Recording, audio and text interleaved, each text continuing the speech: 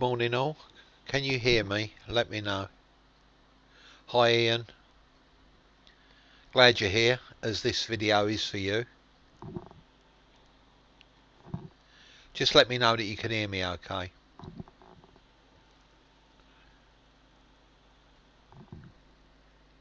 Great, okay. Right, I'm just waiting for the airport to regenerate through GSX, so give that a few seconds and we'll begin the stream proper.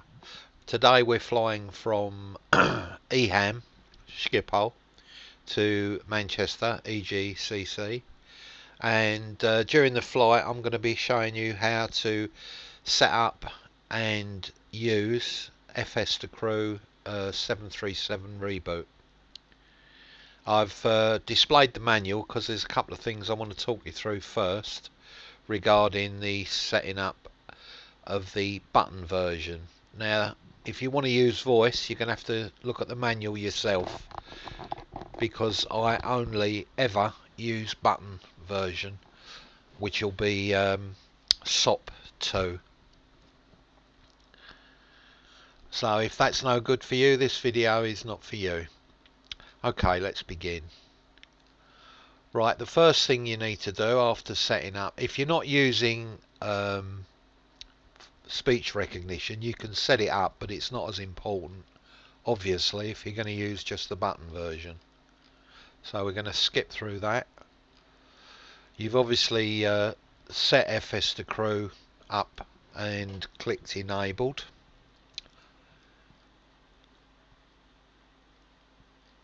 Now the next thing you need to do is set up the buttons for talking back to FS2Crew, answering the co-pilot, etc. So the first thing you want to do is set up the on and off button, which is the let me find it.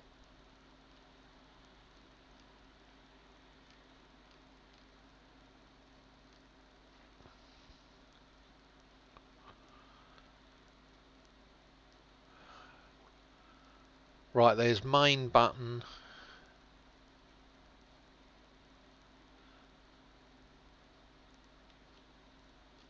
yeah, they tend to mix up the speech recognition and the button control, but the buttons actually do the same thing, so don't worry too much about it. You need to set up a button for let me show you, that's going to be the easiest thing, so we'll get rid of that. Okay, here we are parked at gate D5, I believe it is. Let's start ProATC. So we're going from Schiphol to Manchester, so gate D5. Okay, that's all set up. We're flying at 31,000 feet. We'll start that in a minute. So the first thing I'm going to do is to start FS2Crew. Now I've set a button up on my second joystick, which starts the program up. You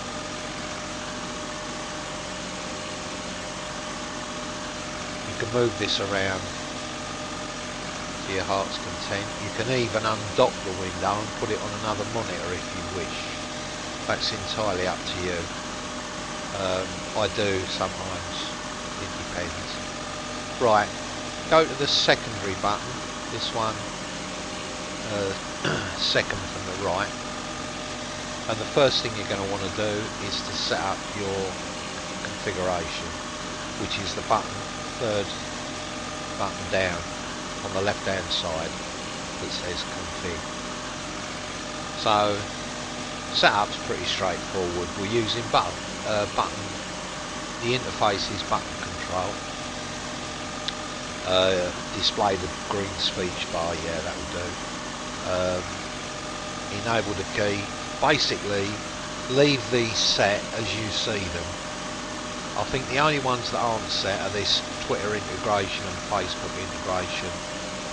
it's up to you. You can, or this UGCX is the new ground movement program from FS2Crew, the new pushback and towing add-on that's due out in sometime in the future, but that'll be worth keeping an eye out for. So basically these are the configs that we're going to be using for the button control. The SOP is set to. You can, if you click yes to this, then you'll get a note to say that the fuel's been loaded. It's up to you. It doesn't actually do anything, but you know, you'll get the guy come in and say the fuel's loaded, here's the slip, etc. Okay, the next one is the call outs. You set these as you wish, basically. You can set them as I've got them set.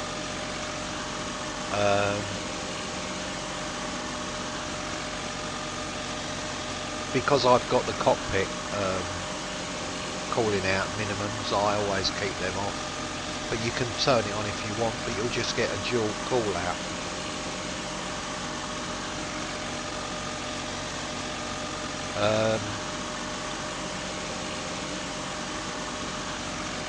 Again, you set these to your own taste, so that they don't actually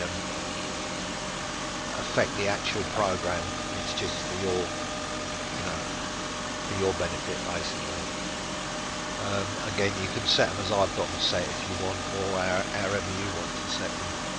Okay, but this one is the important one. Now, being a bit of a lazy sod, I like to let my co-pilot do most of the work. So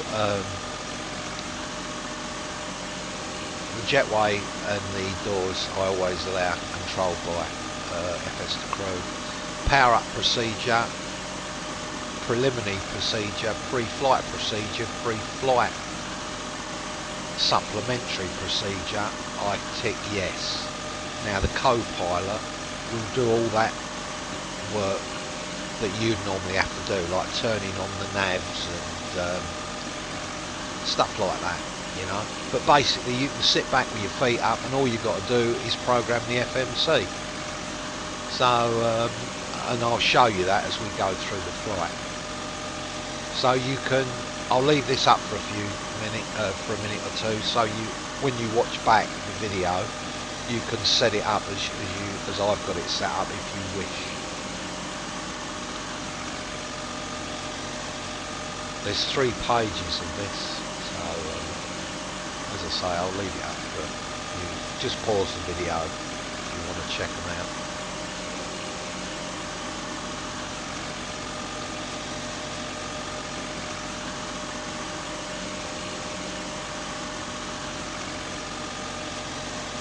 Again, if I'm flying for KLM, I always click yes to that when I remember. And what that does, I think he turns off the runway lights or the taxi lights or something he does, I can't remember that. But it's in the manual, read the manual. Okay, so that's the configuration done with. I'll take you through these other buttons quickly. Right, departure briefing. You set this up depending on the conditions that you're going to be flying in. Anti-ice, is it below 10 degrees? Yes. If above, no. I always leave crew change as it is, because I don't really know what that does, but whatever. NADP, set it or not. I normally do, because wherever planes are flying, people don't like the noise. So if it's raining, snowing, whatever, then obviously your concerns will be the weather. If it's foggy, etc, etc. Gate stand, again you change that depending on the situation at the airport that you're currently at. I'm at a gate and I will be wanting a pushback, so we leave that as it is. ASDE, I think Skipper has got ASDE, so I'll tick yes to that.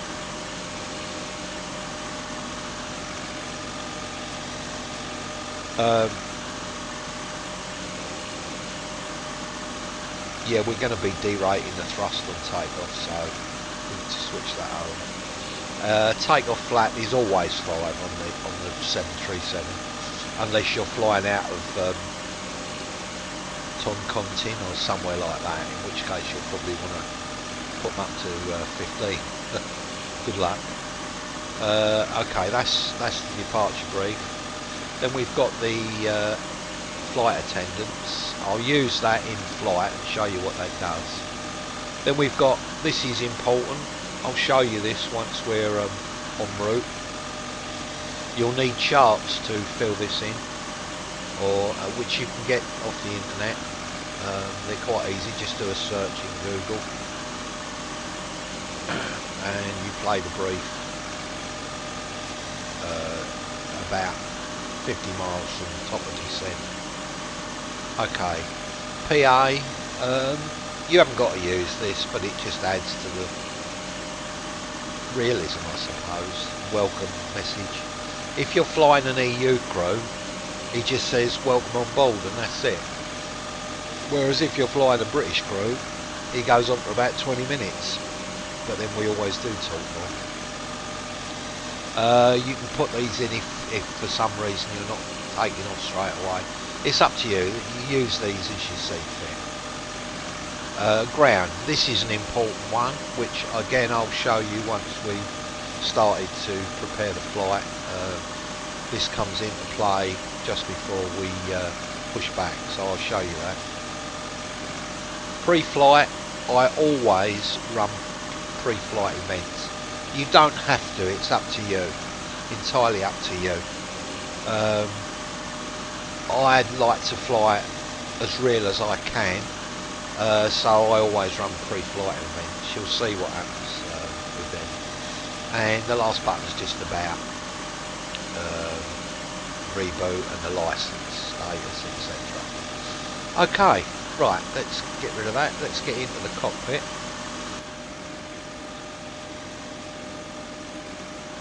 Let's switch the to hectopascals, and I think we're ready to rock and roll. Right, I'm going to start ProATC.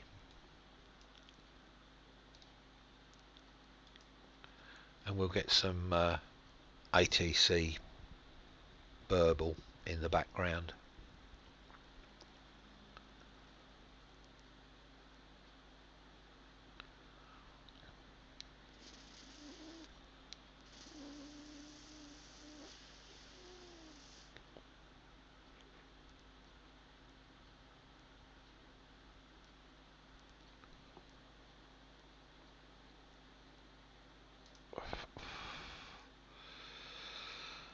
Okay, don't bother creating default flight plan. We're flying the PMD GTX780. Click OK. Echo Hotel Alpha Mike Airport information. Echo 1055 Zulu weather wind 12. And we get the ATIS. Sky condition ceiling 100 broken ceiling 200 overcast.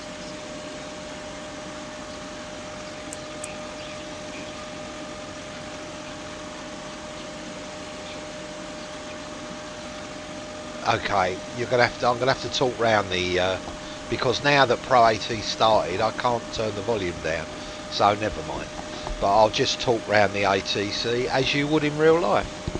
Okay. Right, the first thing you're going to do is click secondary button, go to PF or pre-flight, and run pre-flight events.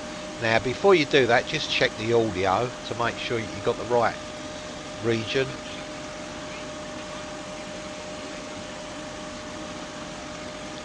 Now I've bought the pack of extra voices, which gives me quite a lot of so wherever I'm flying in the world I can change the voice to suit. I'm using Crew Region UK2 at the moment. You can turn the volume up or down as you see fit, and also the cabin crew volume up or down, and if you're using a headset audio device, which I am at the moment, so everything will go through through the headset. Okay, so back to pre-flight events.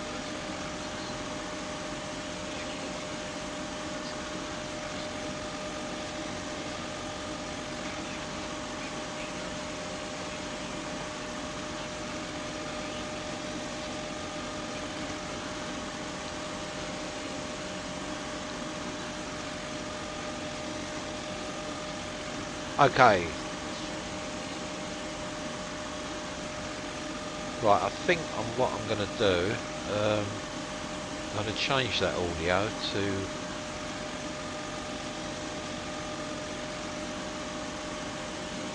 right.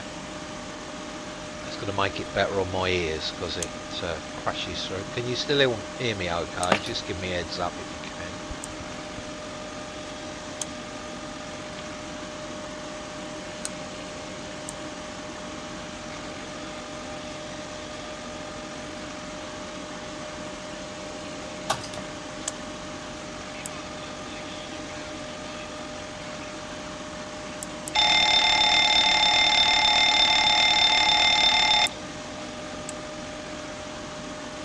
Okay.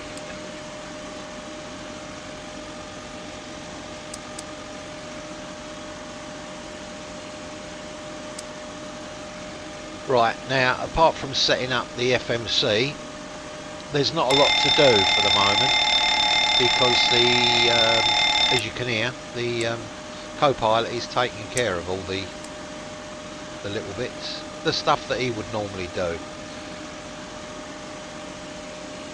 In the meantime, I will be setting up the FMC, but obviously the first thing we need to do is contact clearance.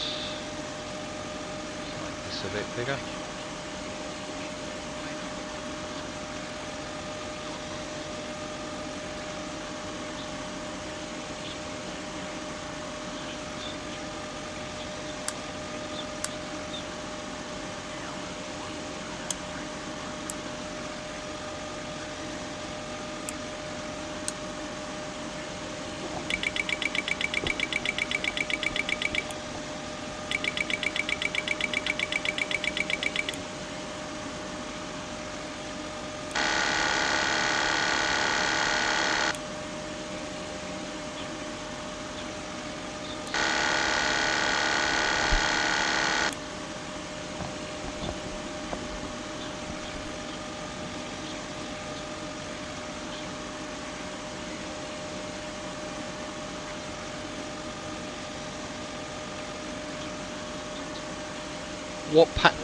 What panel state did you mean, Ian?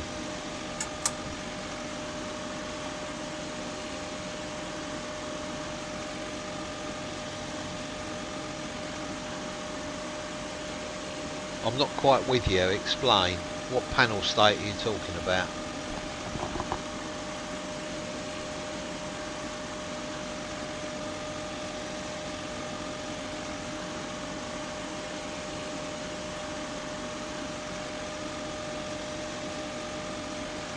Okay, departure brief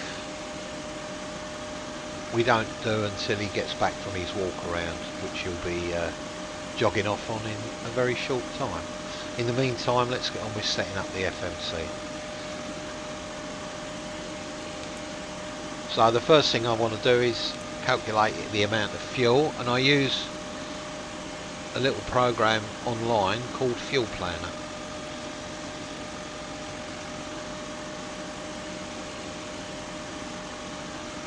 Got the PMDG aircraft in it, so all I do is type in the departure and the arrival, and it then calculates how much fuel I'm going to need. Trouble is, it only gives it in pounds, so I then have to calculate it into kilograms.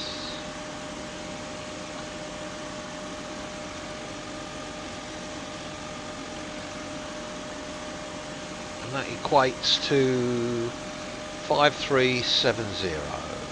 5370 kilograms of fuel to get from Schiphol to Manchester.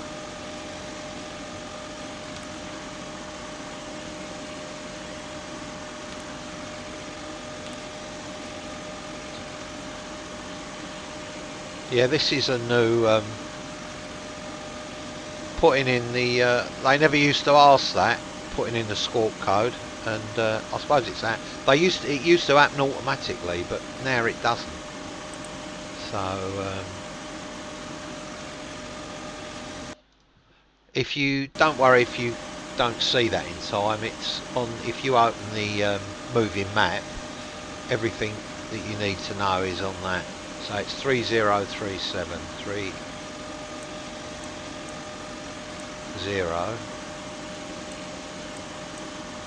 37, and don't forget to turn your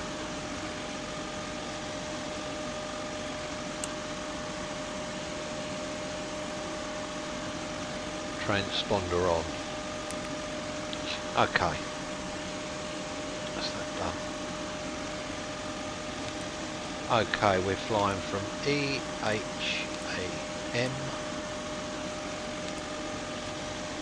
Don't bother putting in the gate, it doesn't do D or C or A or B gates, so we'll just go straight for the IRS position. EHAM, and the company route should be in there now. EHAM to EGCC. There we go.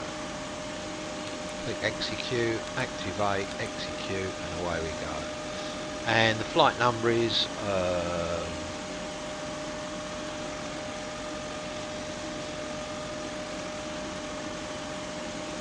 it's a KLM flight number.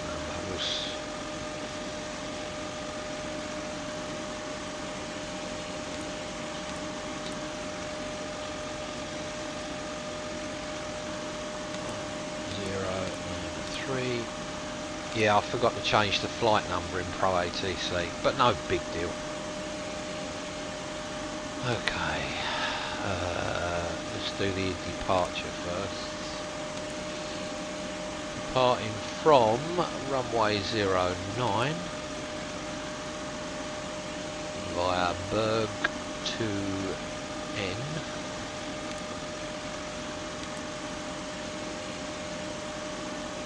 The arrival route is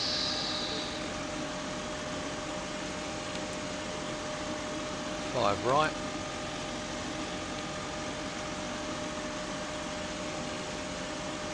Romeo Oscar Sierra Uniform.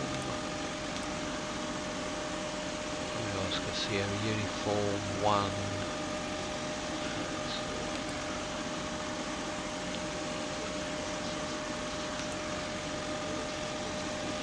You certainly are.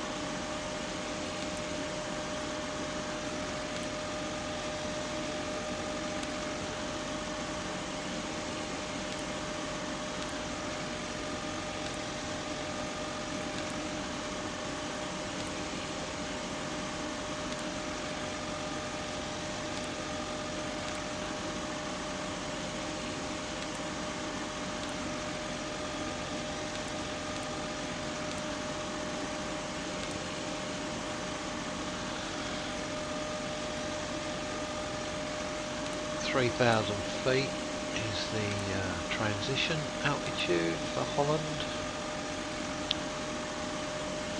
and the upper winds are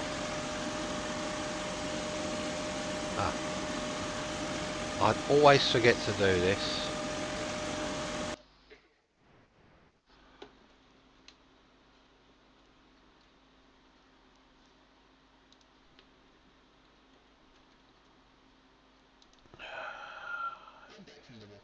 Everything looks okay.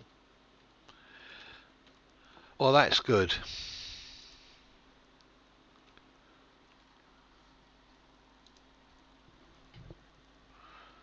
Okay, once you've done that, you can then ask what the winds aloft are. And 24709.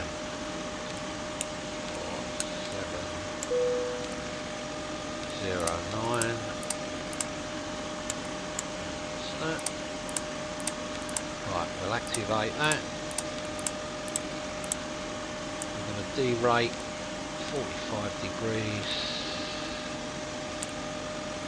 flaps 5, centre of gravity, which is calculated for you in the PMDG, thank goodness.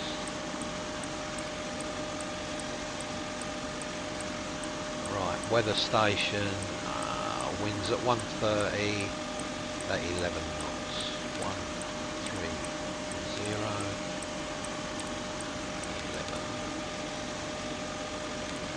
And obviously in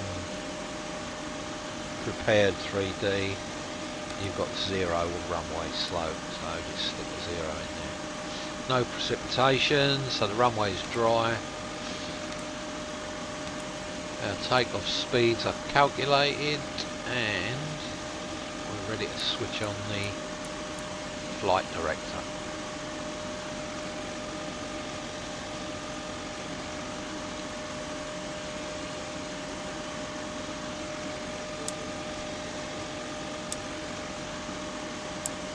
Okay, now as you can see the button here, the time has gone to red, and that means that the co-pilot is busy. He's doing stuff that is necessary to enable the plane to get off the ground. So don't do anything. You can, however, run the briefing by him, which is what we're going to do now. So departure brief, make sure that what the temperature is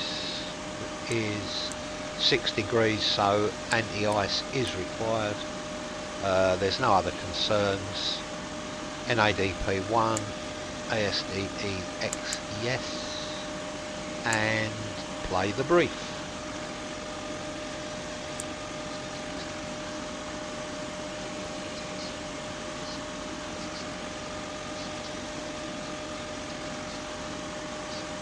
Glide slope. Pull up. This is Wind a shear. long Wind turnaround. shear. The plane Wind shear. is set up as a long turnaround. Terrain. Pull But up. it doesn't matter what panel state you use. You can start from rate. cold and dark, and Pull the up. pre-flight will start the Terrain. plane from cold and dark. Pull up. It takes into account Don't the sink. state that the panel's Don't in sink. at the time. So you Too can low. start it as Terrain. you want. Too low. Gear. Too low. Flaps. Too low. Terrain. Glide slope. Bank angle. Minimums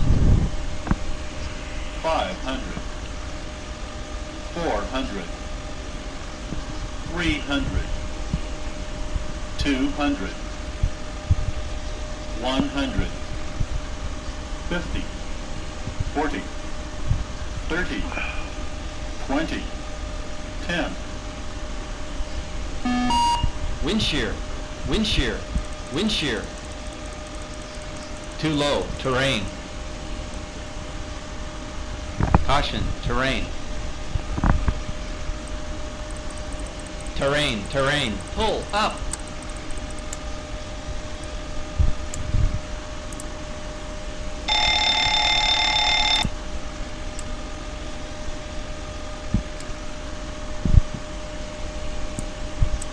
Monitor radar display. Go around. Wind Okay. shear ahead. Yeah. Wind As I say, shear the panel ahead. state, Wind shear ahead. it works relevant to what the panel state is, but you must run pre-flight events, obviously, unless you want to set it up from cold and dark yourself, in which case you won't have to.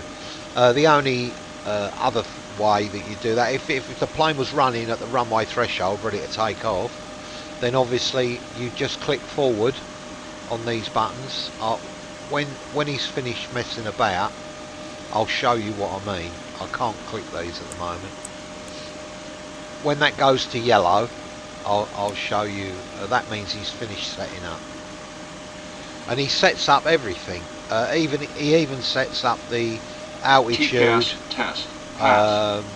He sets up everything completely. Excuse me. So you haven't got to worry about anything apart from setting up the FMC and making the correct comments when they're due, basically. I love it. Oh, the other thing you need to do is you have to start the APU yourself. But you'll get into a rhythm. It's like anything. Once you know how to do it once, it just becomes habit. And we do that just as we get the all clear from the ground crew.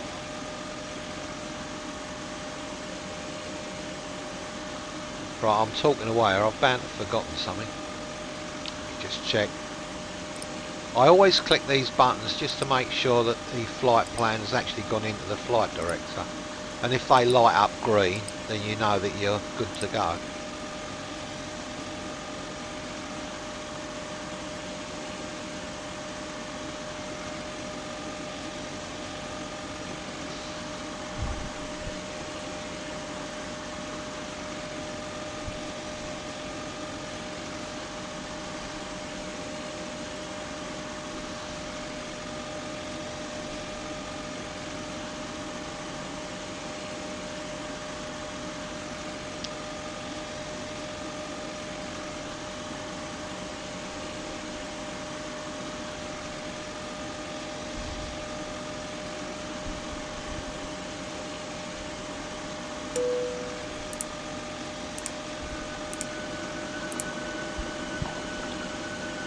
Right, we can now do the pre-flight checklist, because as you can see the time has now gone back to yellow.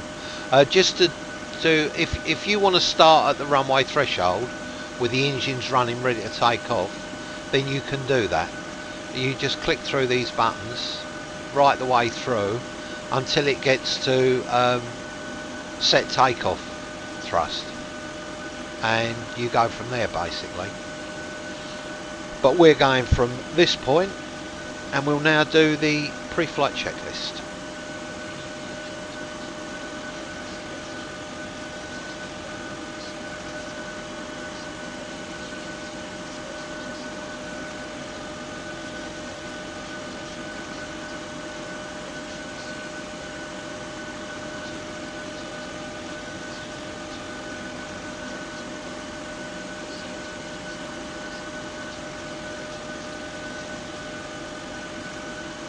Now I'm answering him using a button on the joystick, which you'll set up via your however you set your keys up in.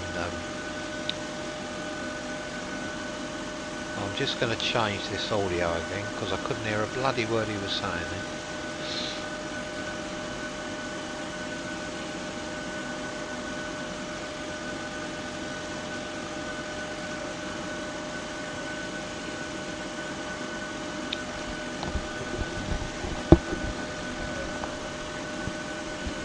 Okay, once the button goes yellow, you can use your mouse on the bottom button here to right click, and that moves the time forward, which is what I'm going to do now. So you see the time goes down. Now at 7 minutes before pushback, you'll get the sheet come in, giving you the all clear, passengers are on, etc, etc. At that point you need to start the APU, so we'll go ahead and move forward to that point.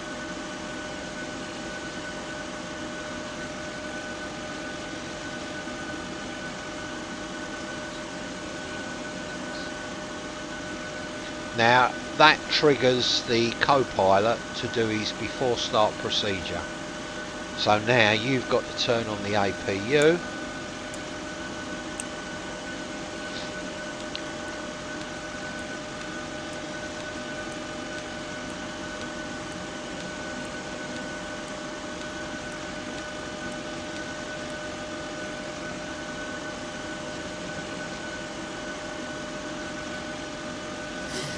He even sets the correct trim, so you haven't got to worry about that either.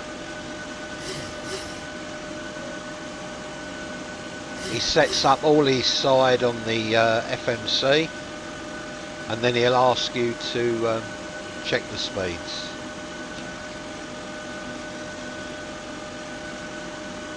Okay, the APU is just coming down, so we'll switch that on in a minute, the generator. All the panel is set up already, sets all the bleeds up, all the packs. Obviously depends how you set it, when you set it up in configuration. Right, APU generator's on. That means we can switch off the ground power and bring up the ground. Now at the moment you've got no audio link to ground, so if we go to the radios, what you need to do is you switch on the mic selector button, you want flight, FLT. Switch to that and you get your menu come up. And then it's just a matter of clicking the correct button, which is disconnect all and request pressurization.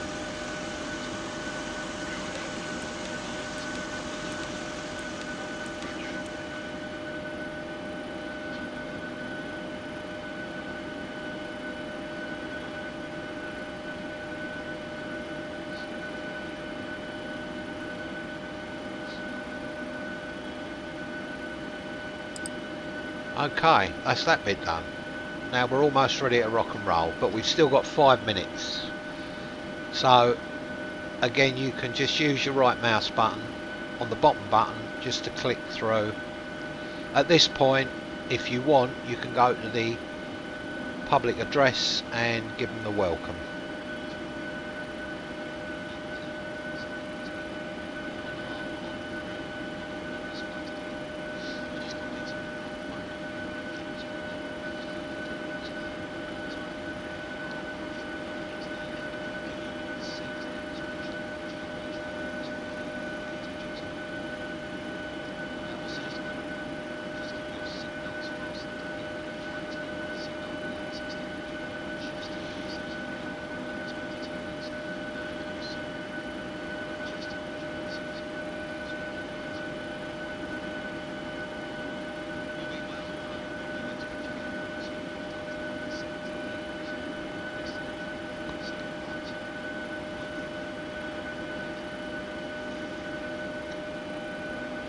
Okay, you can now carry on clicking through the button if you wish until we get to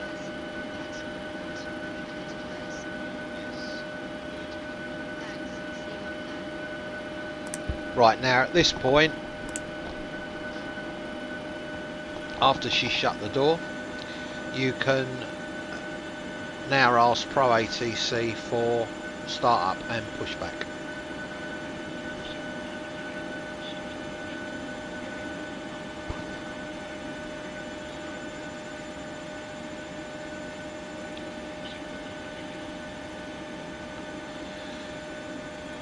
And now we want to go to GSX. No, the first thing before we go to GSX, we're going to do the before start checklist.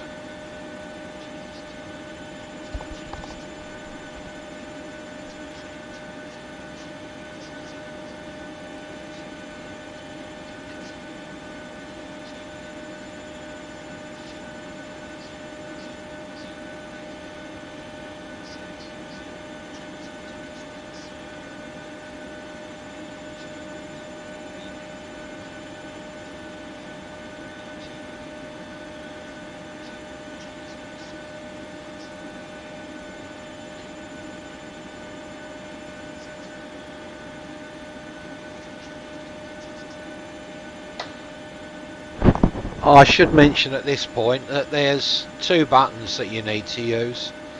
This one is known as the main button.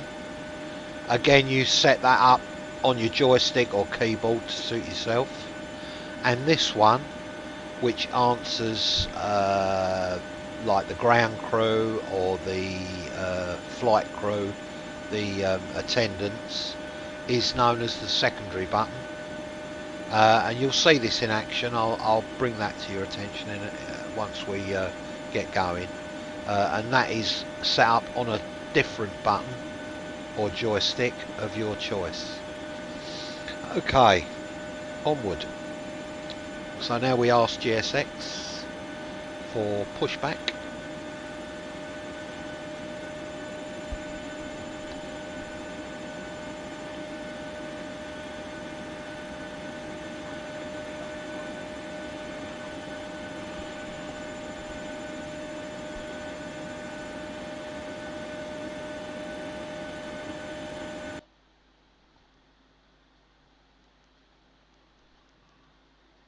Yeah, let's go with the first.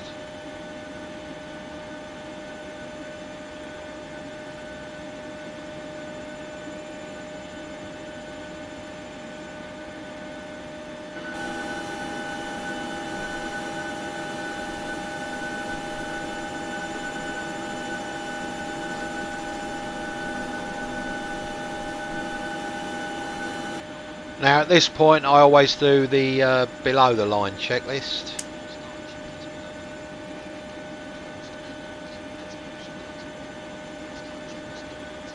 And obviously I won't do the engine start sequence until he's given us the all clear from pushing back.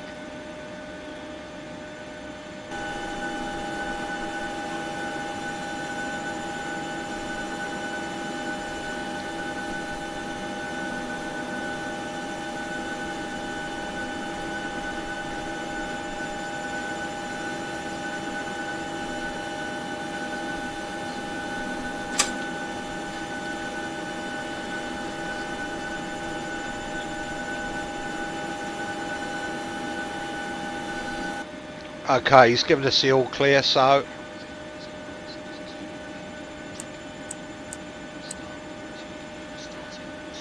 now he does the start procedure. All you need to do is put the fuel in, so watch for the counter to come up to about 24. Anything over 20 is fine normally, but I wait till 24.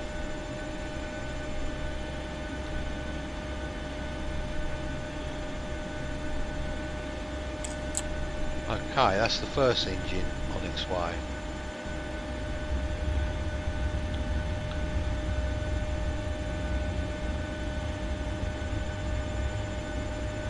CM1 start to rise now, so the fuel's going in.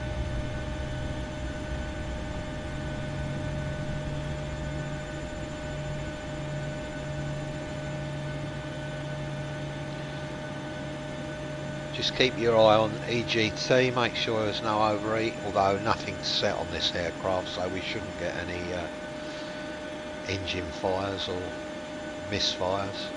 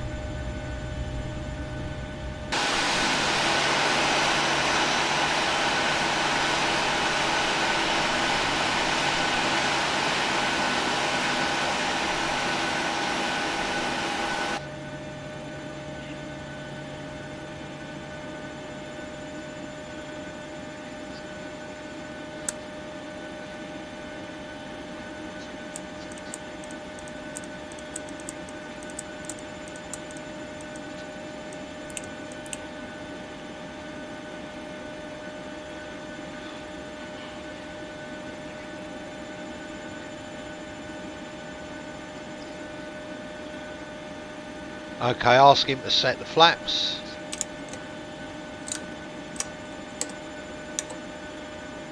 And you notice he's set up everything, RTO, he sets the flaps, he sets the engine generators to on, so you haven't got to worry about any of that. The only the only thing you'll have to set are the runway lights, taxi lights, and the takeoff lights, the flight. Everything else he takes care of. Right, we have to do the flight controls check.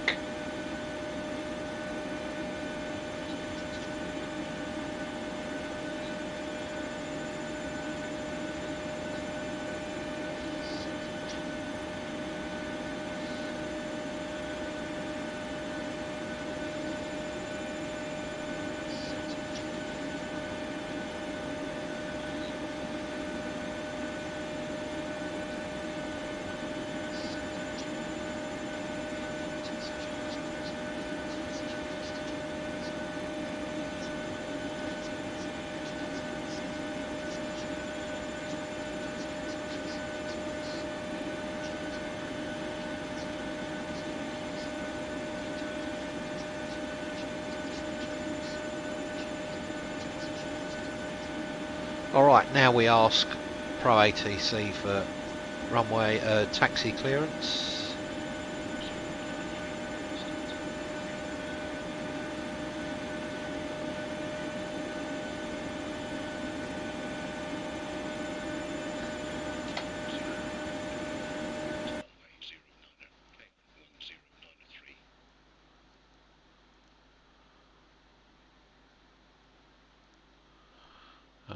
Okay, right, clear on the left. Now before you do the takeoff checklist, you're waiting for the cabin crew to come through and tell you that the cabin is ready.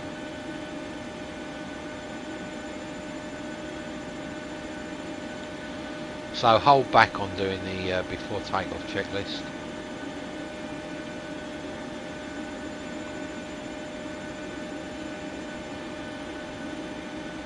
You don't have to, and sometimes for some reason I don't get a cabin clear.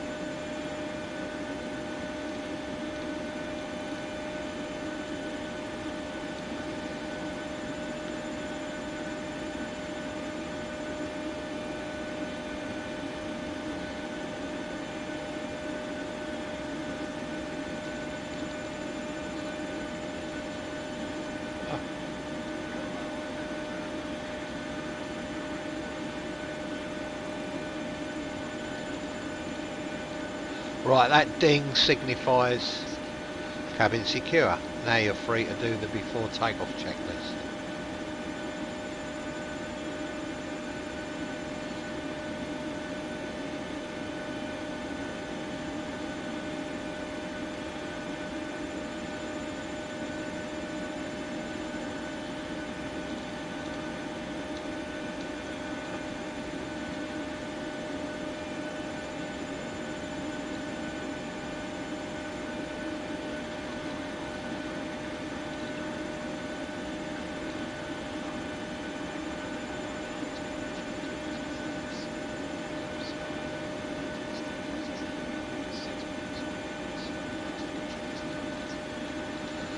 Okay, the next main button action will be after we get clearance to line up on the runway. And as you get close to the runway turn-off, you should hear ProATC come in and ask you to contact the tower.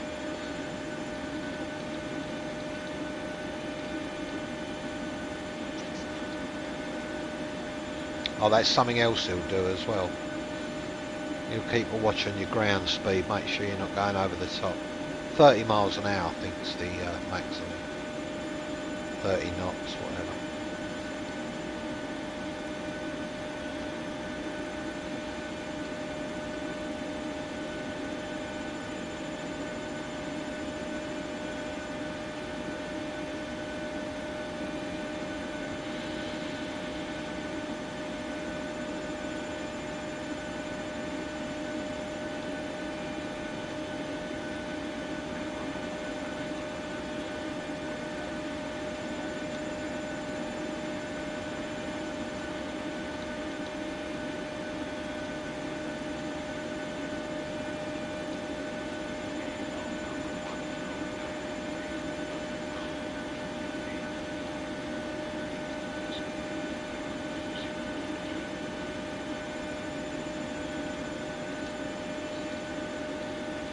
Okay.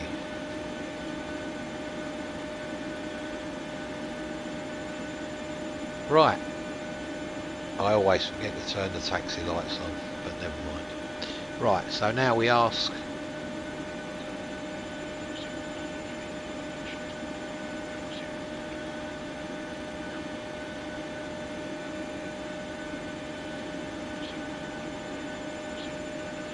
okay, before takeoff procedure, main button, and you switch on the lights.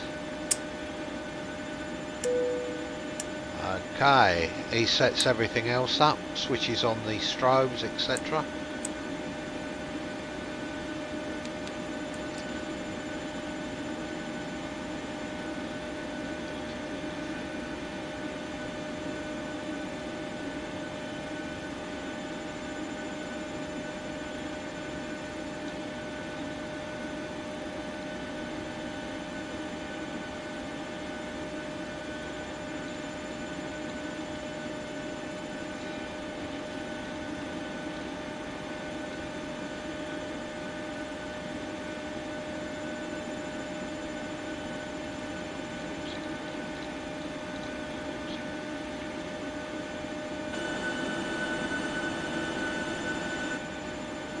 Okay, then it's just a matter of you running up the thrust,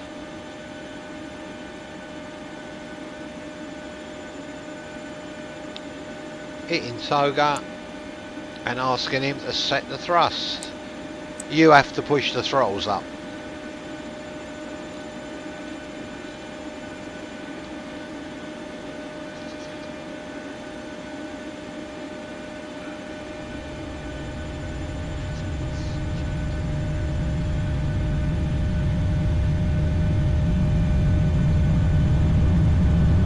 V1.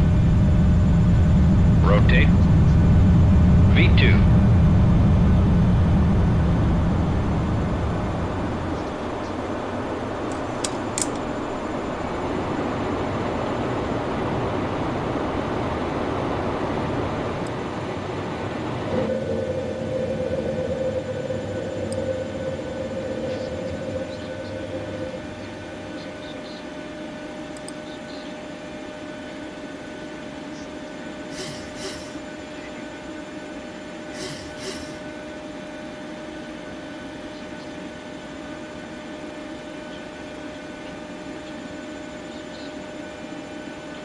Okay, watch your speeds. You're watching for flap speeds now.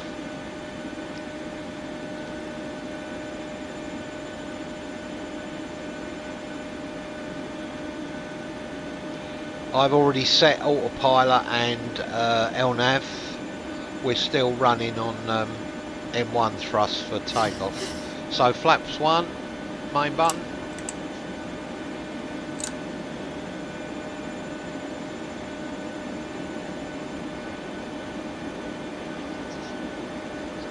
Flaps up, hit the transition button and switch on VNav. Wait for him to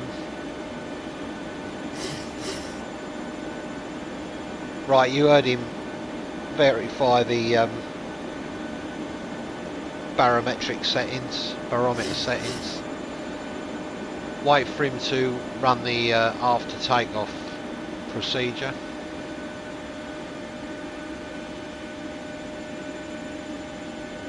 Which he's doing now. He switches off the auto brake and he sets the gear lever to off. Now you can do the after takeoff checklist.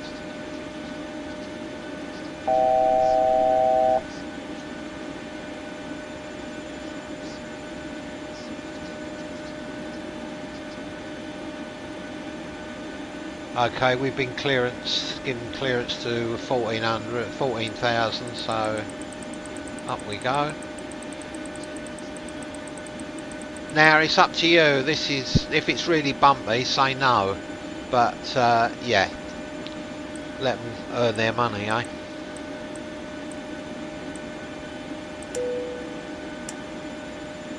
So you heard the ding. He's just notified cabin crew that they can get their trolleys out.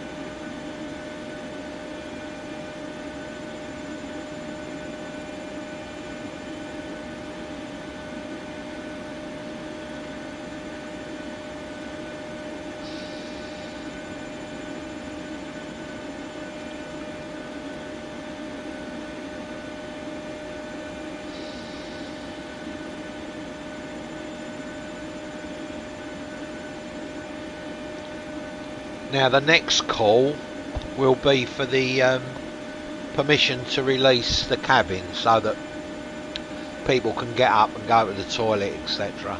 That doesn't happen until after 10,000 feet.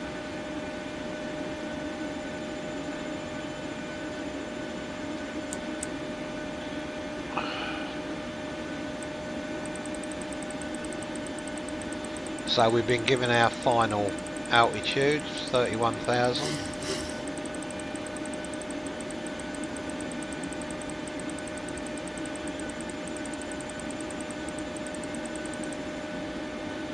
So now we just sit back and wait.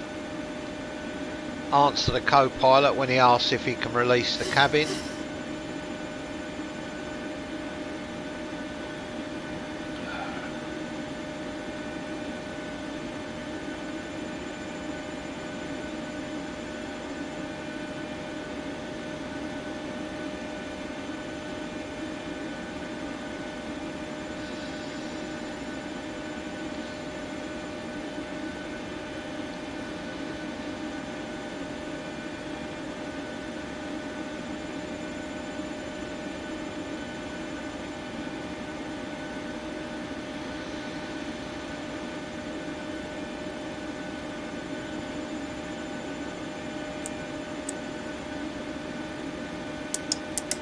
He does the climb procedure, so he switches off the lights. And you can ask him to detune the navs using the secondary button.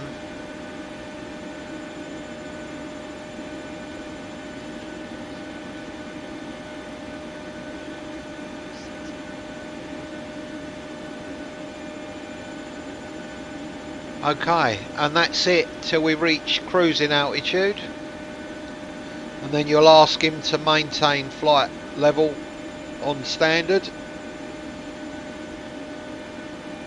and then he'll get the co-pilot to take over, and then we'll set up the approach, and I'll show you how to do that.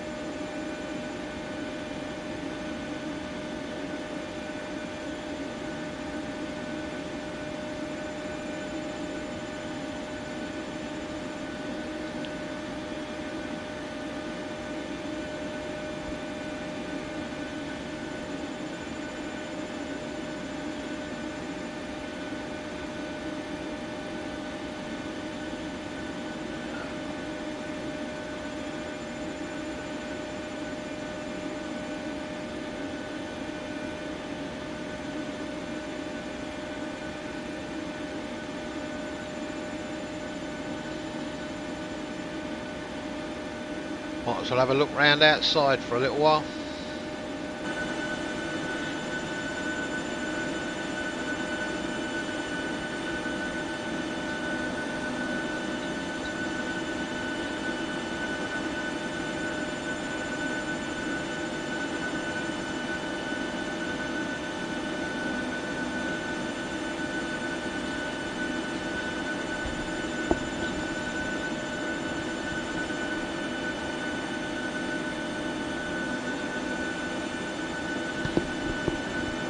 Okay, while we're climbing to cruise altitude, I'm going to make a cup of tea.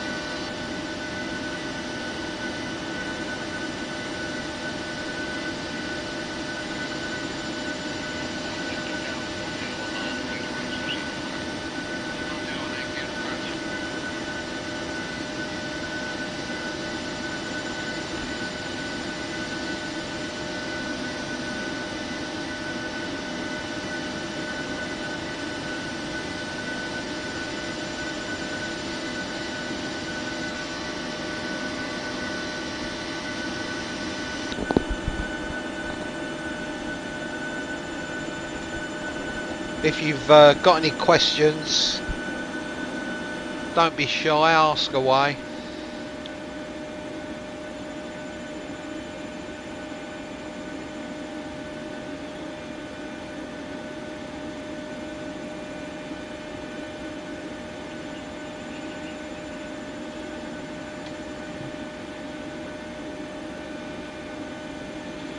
That's exactly what I'm doing at the moment, having a quick vape.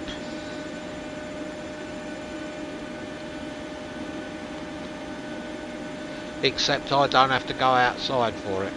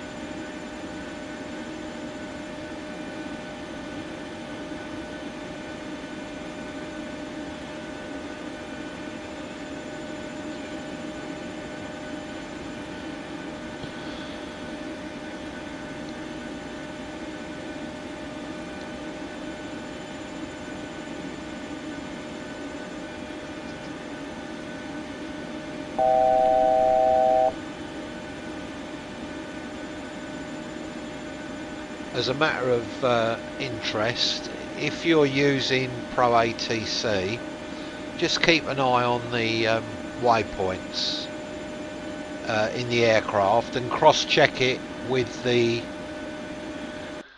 moving map to make sure that you're on the same waypoint, because it's not unknown for ProATC to slightly lose track, and then if that does happen, it's no big deal. You just press your number on the keyboard, number 1, go to other requests and ask for direct to waypoint, or failing that you can just ask to check in and they'll pick you up again. Otherwise they lose track of you and you end up wildly off course.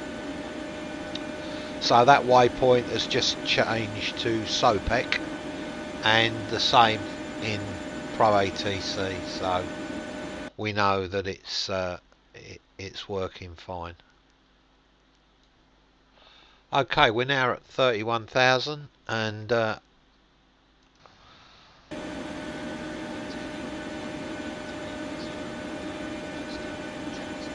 right, now I'll ask the co-pilot to take control while I set up for the descent and landing.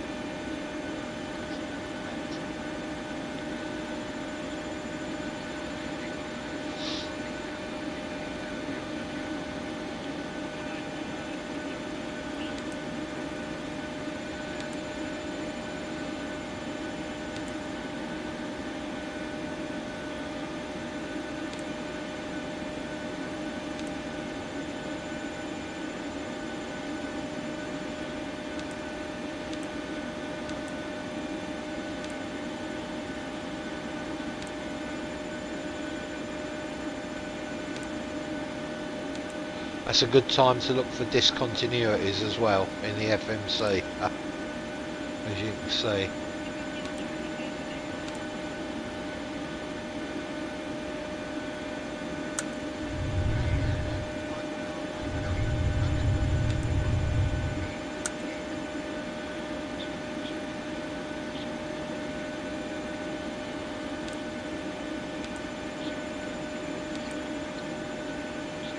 Okay.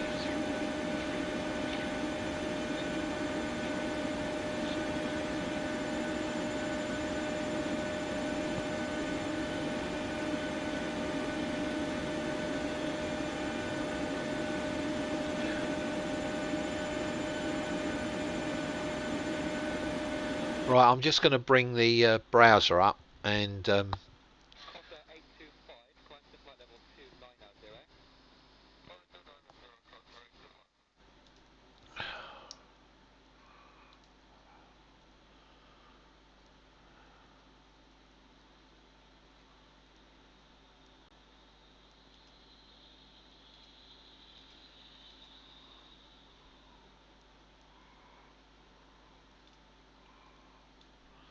okay, so we got the charts for Manchester, and all I'm really interested in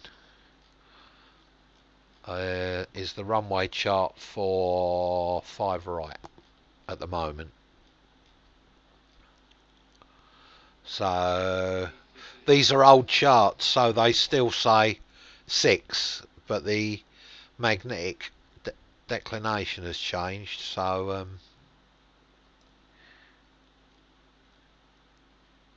okay, there we go, 6 right, which is actually 5 right, but we won't take any notice of that. So what we're looking for in order to set up the approach is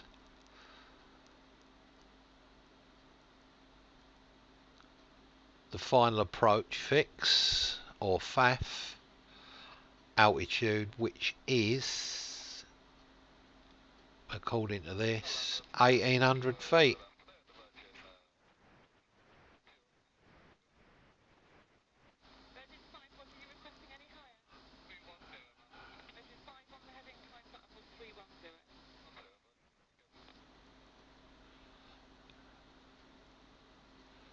No, it's 3,000 I think. We'll set it for 3. So that's... And the decision at height is 386. So 3,000. Final approach fix. Decision height was 386.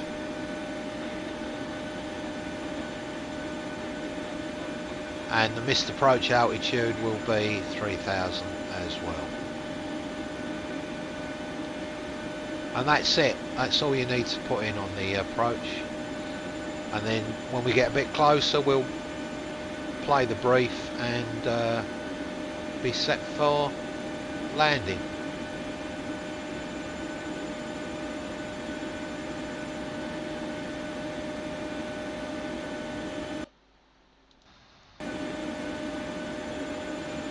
Okay, a couple of miles and I'll be playing the approach briefing.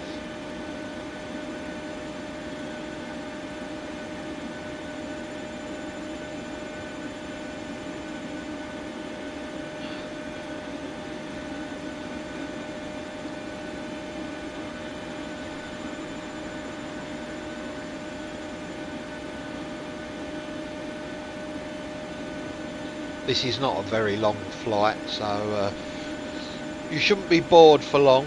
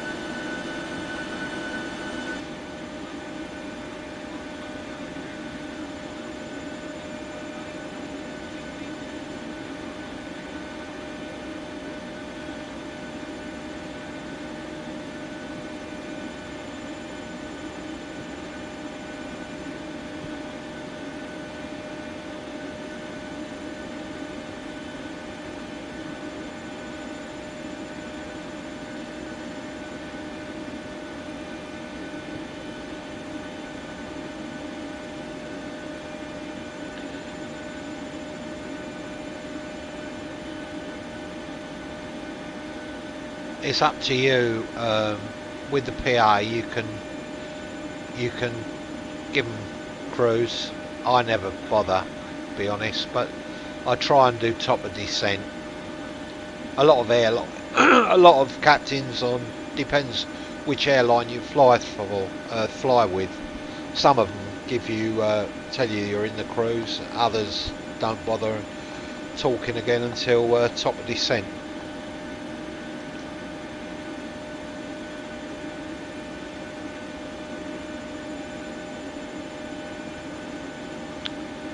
Okay, so what we do now, we give the secondary the approach briefing, which I've set up. Now we notice from the charts that the final approach fix was 3,000, the minimums were 386, and the missed approach was 3,000. You set it up here, like so, and just click in the appropriate box.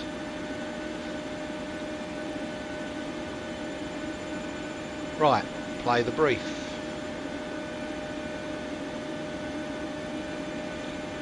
This will be our final sector.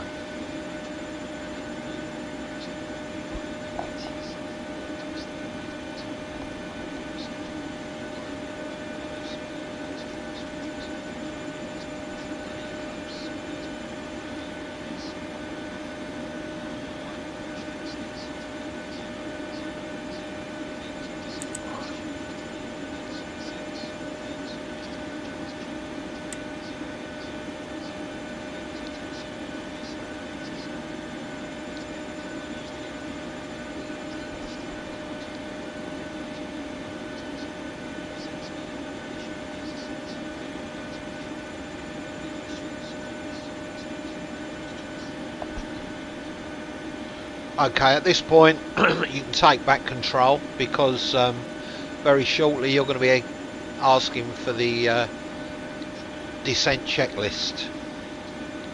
So we've got about 30-40 miles to top of descent. So we'll wait till we're a bit closer before we give them the heads up in the cabin that we're about to descend.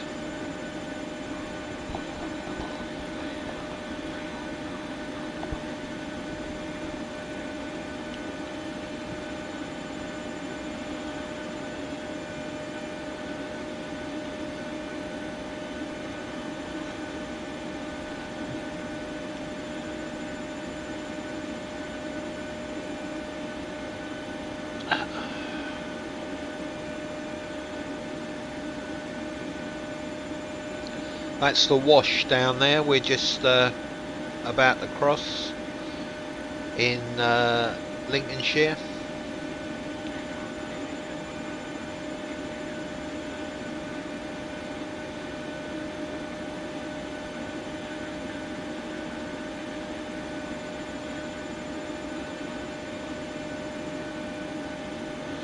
The next flight I do today is going to be in X-Plane 11. If anyone's interested. I'm not sure where from or where to yet, but we'll see. I just reinstalled X-Plane 11 and put the whole world on, so it could be anywhere. Oh, and I've just bought vRYR, which is the new weather program that's just come out, so that might be interesting.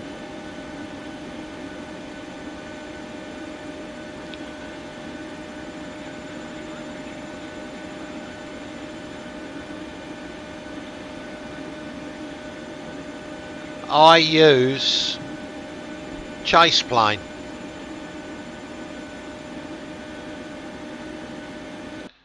You set up the views. It's the best camera program I've ever used. So I'm on captain. I can adjust the views down, up, forwards, backwards, side to side, pan, roll, tilt, or alter the focal length of the camera. And then when I've finished, I just click the tick and it's saved. And that goes to the outside as well. So back, left, front and right. And you can add as many cameras as you've got buttons to click. The static camera is not working at the moment because this is still in beta mode, Chaseplane, but it's the best software I've ever used for cameras, barring none.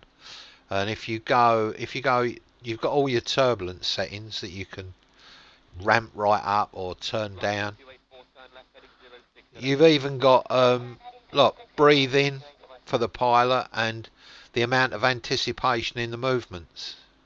It does absolutely everything. Brilliant program, absolutely brilliant. So back to the captain, and all you do is press control and you can set up joystick buttons, keyboard buttons, whatever you want. It's as easy as that, and that allows you to switch to views as easy as breathing. So for anyone that's serious about simulation, Chaseplane is a must. And you get that from these people, FSFX packages.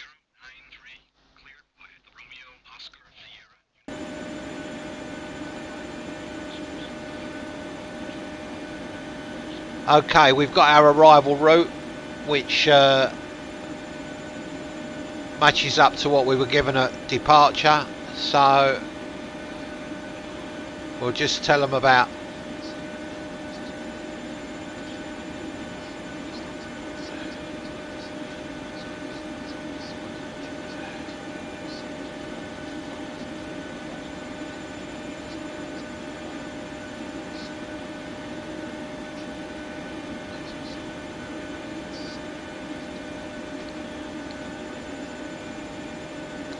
Right, now we can ask for the descent checklist because top of descent is approaching rapidly.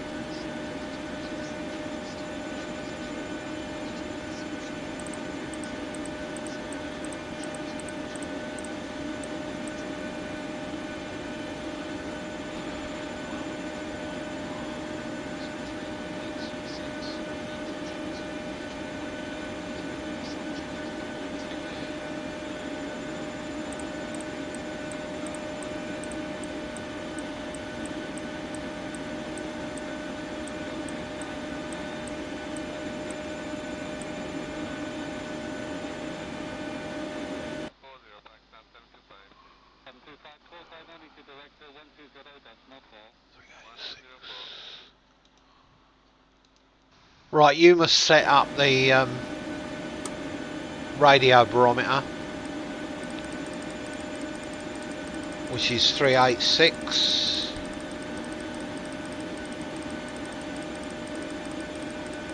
Yes, you do. You don't have to, because Chaseplane will disable it. But to be honest with you, it's best to uninstall SDoc. But you don't have to. When I first installed Chaseplane, it asked me if I wanted to disable SDoc, which I was using at the time.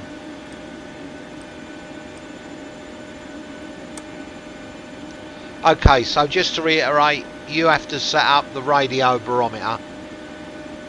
So 386, so you use the button there, obviously, you know that.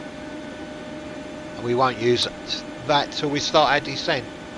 So now we're coming up to top of descent according to ProATC, which is a little bit closer than the FMC top of descent.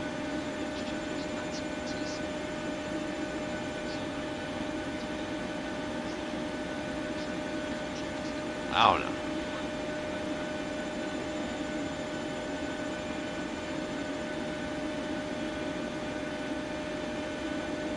Sorry, I meant approach briefing. I've already given that. Approach checklist we won't be giving until I lost track of myself then.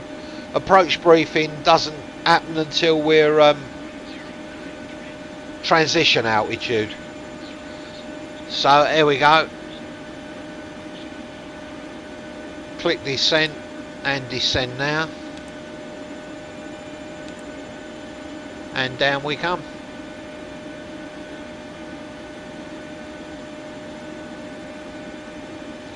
So we're a few miles short of the FMC top of descent, which is fine, it gives us more time.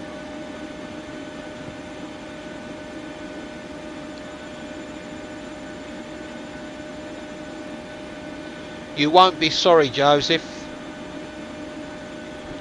It's definitely one of the best bits of software I've ever brought for Flight Simulator.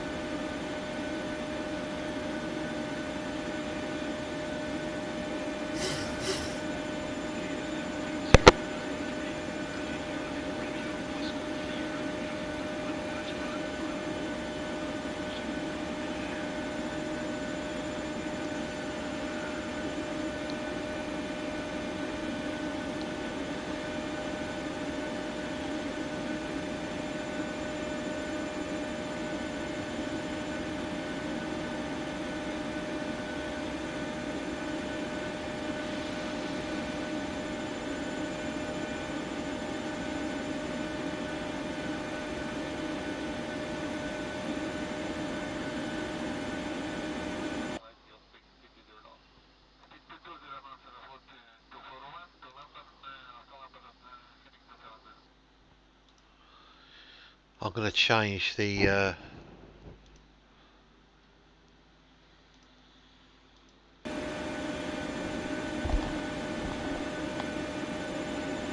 that didn't work.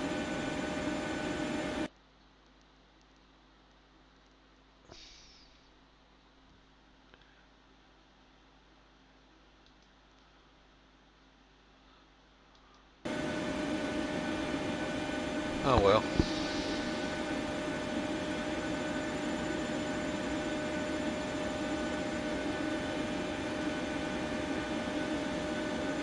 Air 502, start your descent now. FM, we are starting descent, Some 7Air solid overcast. Thank you, over the 502, UK. after Mayfield 250 knots. After Mayfield 250 knots, 7Air 502.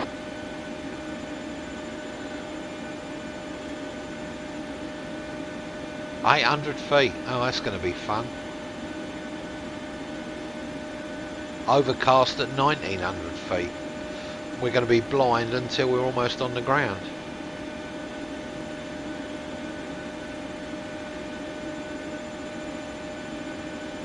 KLM 1093, descend to flight level 160. Descending to flight level 160, KLM 1093. Director Speedbird 953, descending flight level 110, the hold land board 75 Bravo. Okay, Speedbird 953, just continue the left turn back to land board, depart heading 275 degrees, speed 210. All the way left hand round to Lambourne, 210 knots, and head 095, is that so? After Lambourne heading 275. Yeah, wrong way that. 275 degrees, Speedbird 953.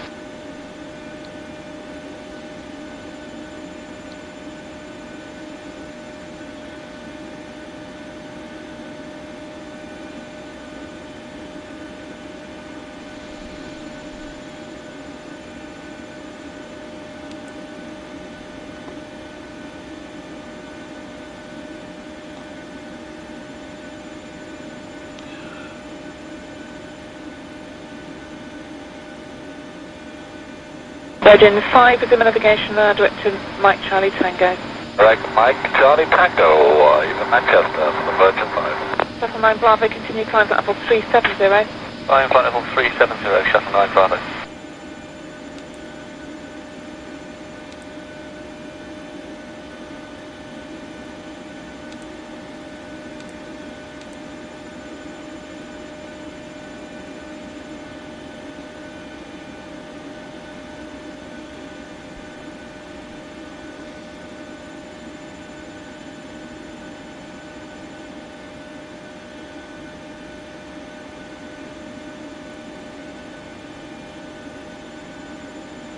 Virgin 5, contact London 135.57. Bye-bye. 7 for the Virgin 5, good day.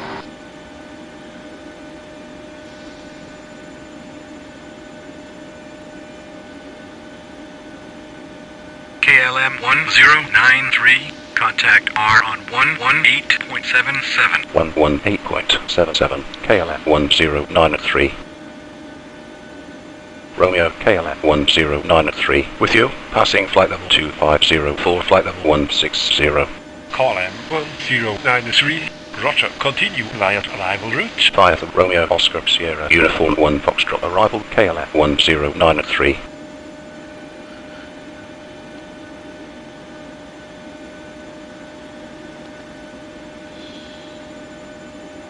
Let's have some outside views while we're descending. Radar service from London now terminates 47,000. Chaseplane, by the way, will automatically switch to cinematic no navigation views. now for Cranfield. Free call, rise radar, I would suggest, on 134.3. You can set in preferences, camera. Yeah, it allows you to change how long the camera angle takes before it changes, and it will, in this instance, it's set to 10 minutes. So if you don't touch the mouse for 10 minutes, it automatically switches to cinematic view, and you can set that to whatever you want. You can set the amount of time that the camera changes. KLM 664, contact London 128.12, goodbye. 2812, KLM 664, good day. and this is set Good morning, Speedbird 1 Yankee, to and we're decide, passing it flight will level disable 298, the landing outside flight level camera 250 to Pole Hill. if the VAS Speedbird 1 Yankee, thanks for drops directed below Teller. Big Teller, a Speedbird 1 certain Yankee. amount. There's still a lot of stuff to go into this. This is still in beta, and it's not due to be released properly until 2017. But even now, it's working like a dream. It even tells you which CPU it'll use, whichever, based on the other CPUs that are being used. So if you've got eight cores like I've got, it chooses randomly whichever one's not being used by the program. Morning, Stuart 2935, direct to Honolulu, maintaining flight level 290. Stuart 2935, thank you. What level would you like? Like flight level 330, please, Stuart 2935. Stuart 2935, roger, climb flight level 330. Flight level 330, thanks, Stuart 2935.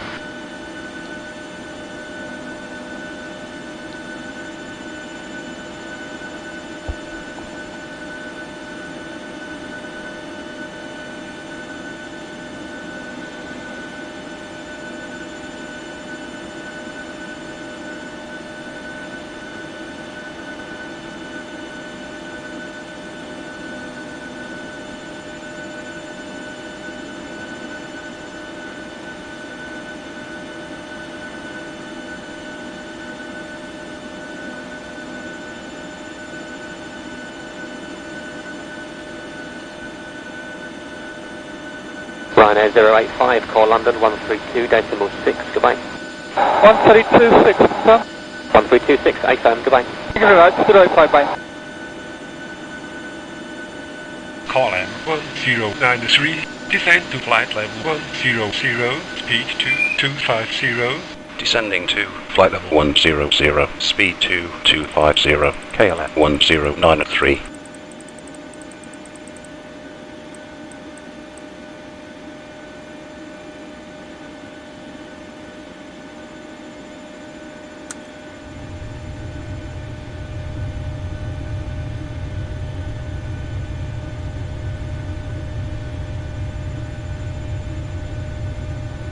Morning, Wanda, American 137, passing 246, 450, heading 330, or actually heading 325.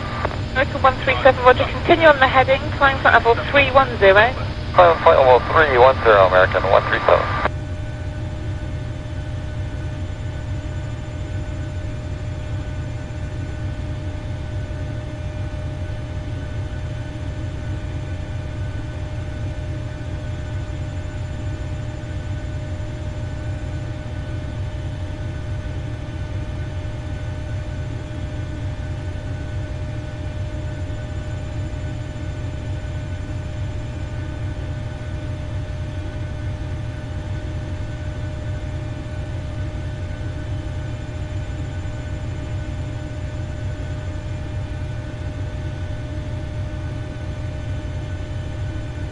Shamrock 174, descend flight level 70. We clear flight level 70, Shamrock 174.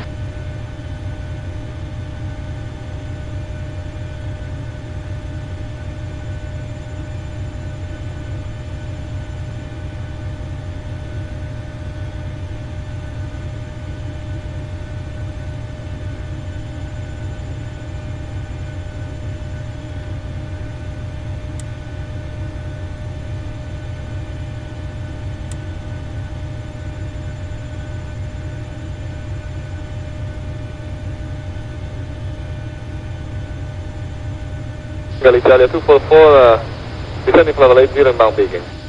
Charlie 244, good evening, descend flight level 70, lead Beacon heading 270 degrees at speed 220 knots.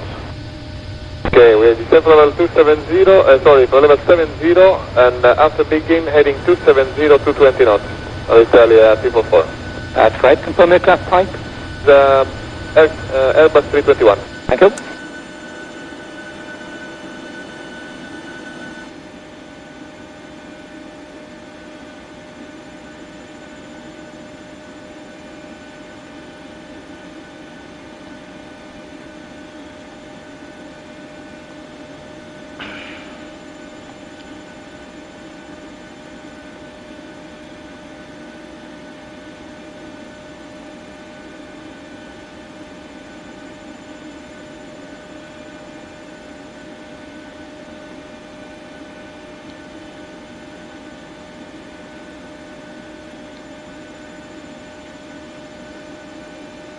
Seabird 12 November, turn left heading 330.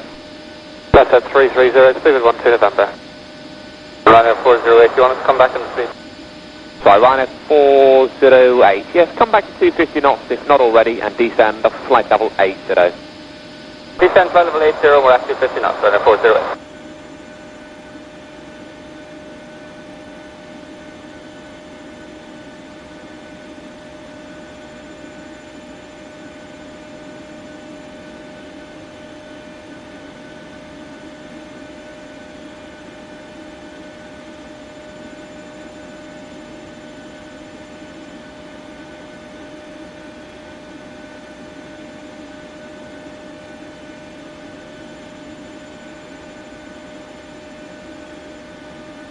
At London, reach 6019, level 330. Reach 6019, thank you, direct to goals.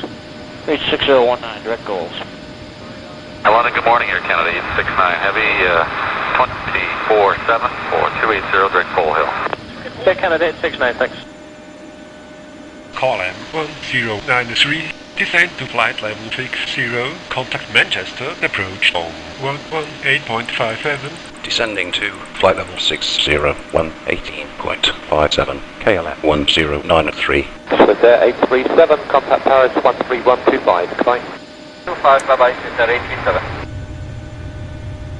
Approach KLM 1093 with you, passing flight level 1304, flight level 60.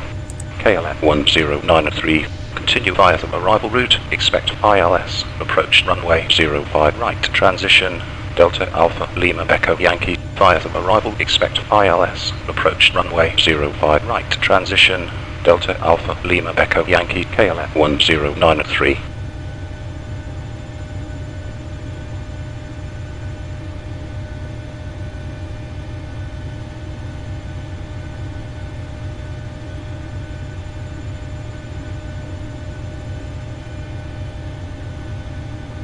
Charlie Tango 2005, complete 1025, Canada 7 Squawk 4651. 4651, Canada 07.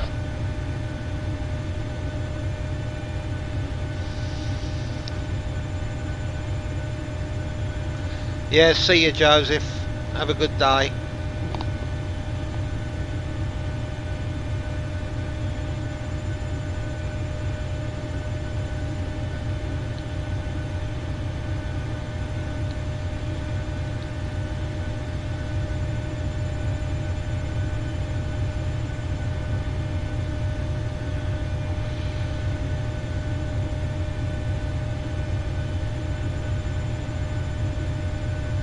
Alitalia 264, descend to flight level 160, be level beam Bexhill. Good rate to descend through 210, please.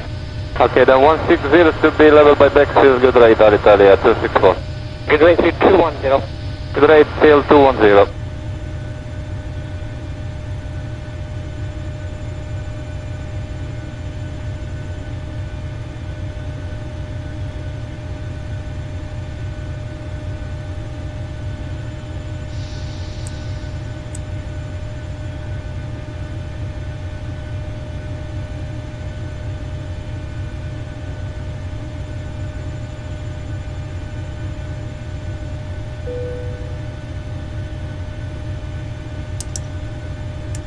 Portugal 5178, turn right, heading 060, report established localizer, runway 09 left.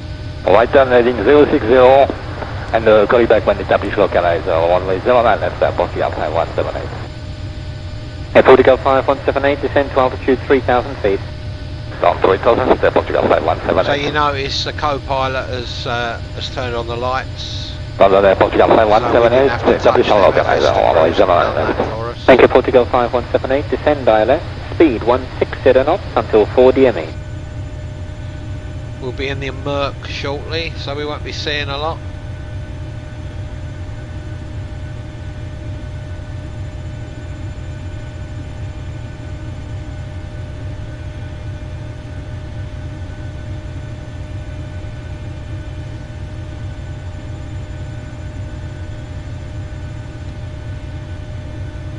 KLF 1093, continue own navigation, KLF 1093. Is it 909 uniform, descend altitude 4,000 feet, QNH 1020 millibars. 4,102, 909 uniform. 909 uniform, 22 to go now, 27 left. Report the speed to radar, 120.4. Come out. Okay, 1204 with the speed.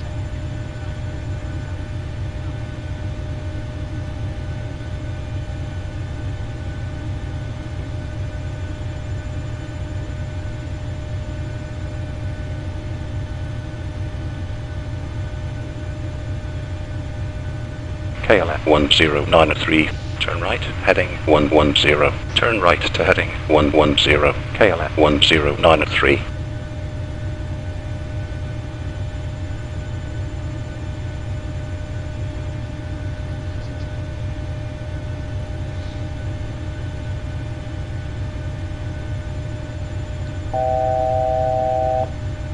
Right, 408, contact S6 radar, 12062, goodbye. 12062, runner 408, bye now. Exactly 914 down to descend, flight level 110. 59. Flight level 110, So that we 914 can down. do the approach checklist, which will give us a bit more time on the final approach.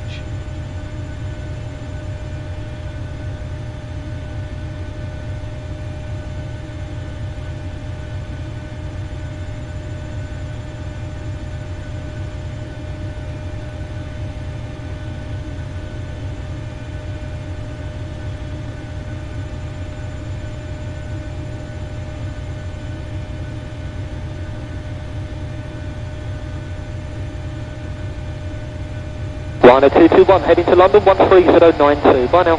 1209, Rhino 221, bye-bye. Still 19 Lima, descend for upward 9 to over navigation Providence. Navigation Providence and the cleared level, please, 219 Lima. Still 19 Lima, cleared level, flight level 9 today. 219 Lima. KLF 10903, turn right, heading 195, turn right to heading 195, KLF 10903.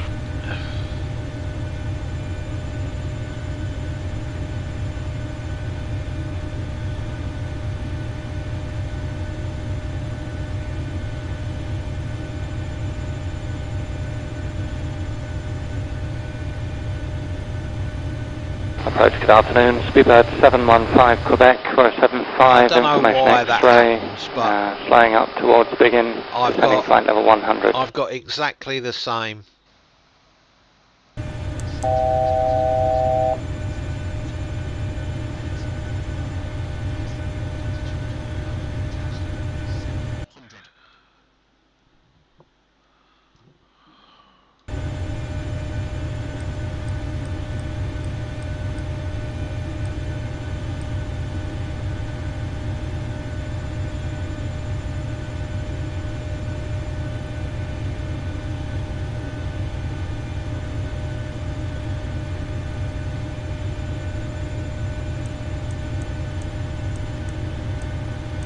Speedbird 485, turn riding 090, Yeah, I was saying, Steady, Speedbird I don't 485. know why ProATC said, I've got exactly the same flight plan in the FMC that I put into ProATC, but it's come out completely different. The waypoint Bernie is here, and strange.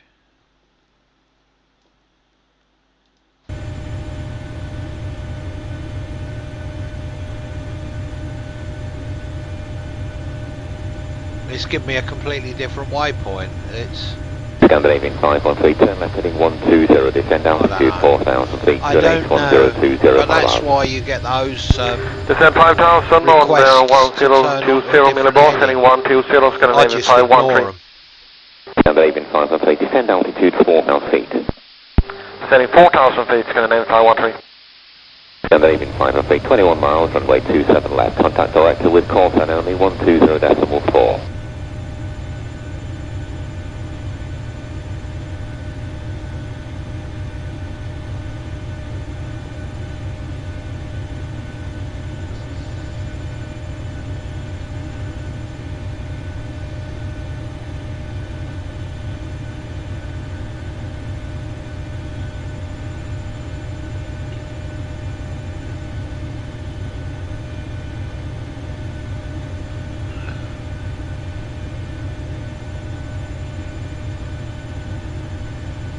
1 X-ray Fox, descend flight level 90. Descend level 90, middle 1 X-ray I Fox. suppose it would be an idea for me to set up the KLF 1093, descend to 3,500. Descending to 3,500. KLF 1093.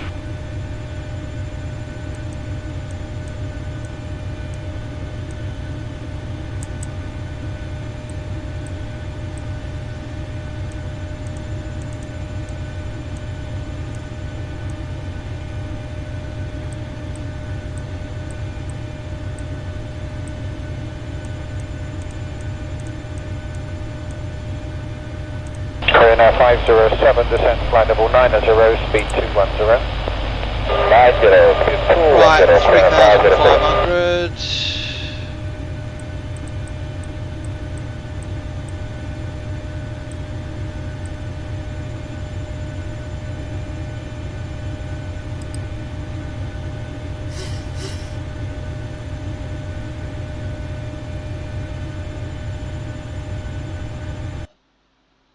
Oh, 55 degrees.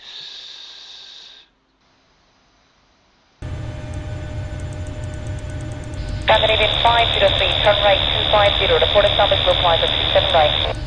Again, 250, call established 27 right, flight Scandinavian 503. Now make sure that you've set the altimeter to the correct setting by checking ProATC or whatever weather program you're using.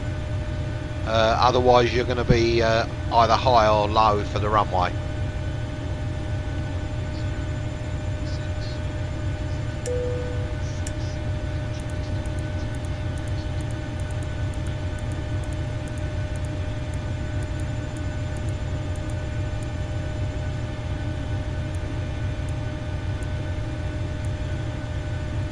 Okay, that's set. Flight 5, descend to altitude 4,000 feet, QNH 1021. 4,1021, speed 485.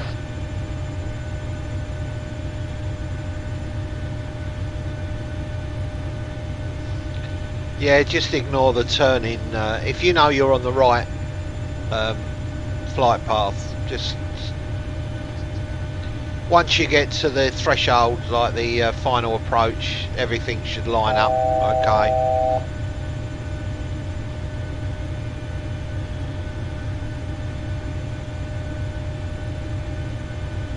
Canada 858, descend altitude 4,000 feet, QNH 1019 millibars. You have 25 miles now, runway 27 right. Down to 4,000 feet on 1019, checker mark, Canada 858.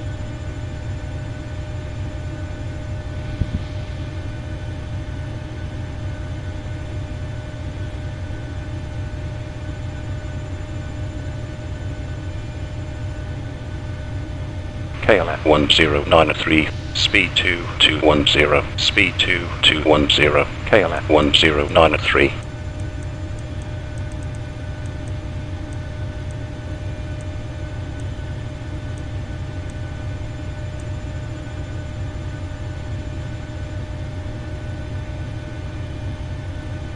Okay, as you can see, we're just about to cross the runway and turn right.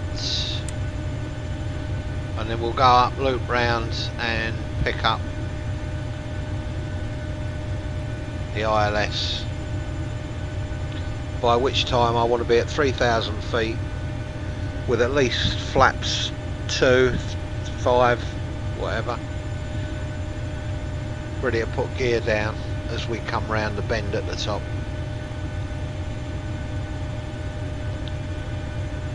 So my speed's come down nicely. I'm just a few knots above flap speed. Singapore 73960, send down to 5,000 feet, QNH 1007 millibars. Singapore 73960, clear 5,000 feet.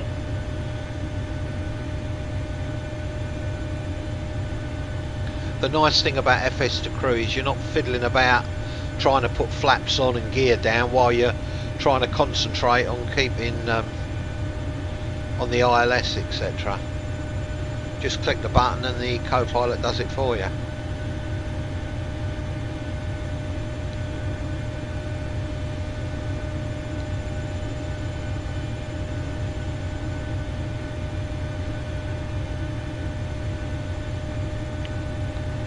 see what the flight plan's got in store. Shutdown, Papa, flight level 90.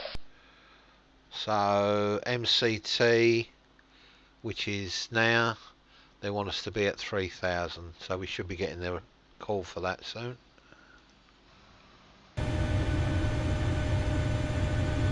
Let me preempt that by turning that down already.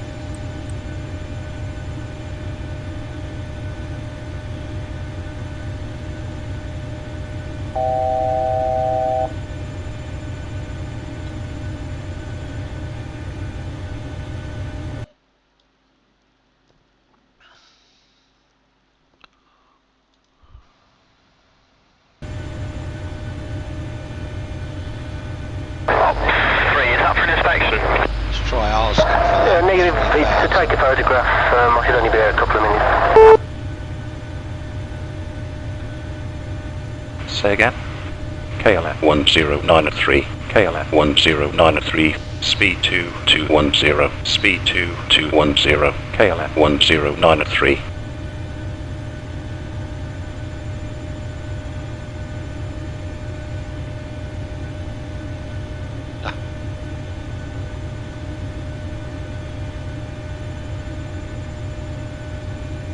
Scandinavian 1501, speed 220 knots.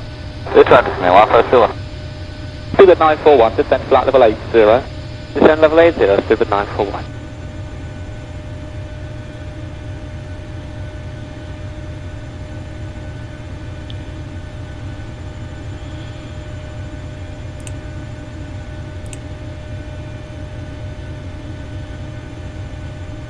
So I want to be at 3,000 feet at MCT1 in time for the turn.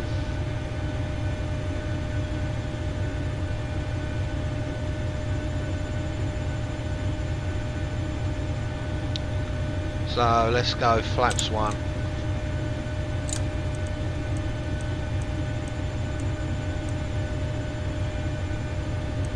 Scandinavian 523, turn left now, heading 120 downwind, descend to altitude 4,000 feet on the QNH 1020 millibars.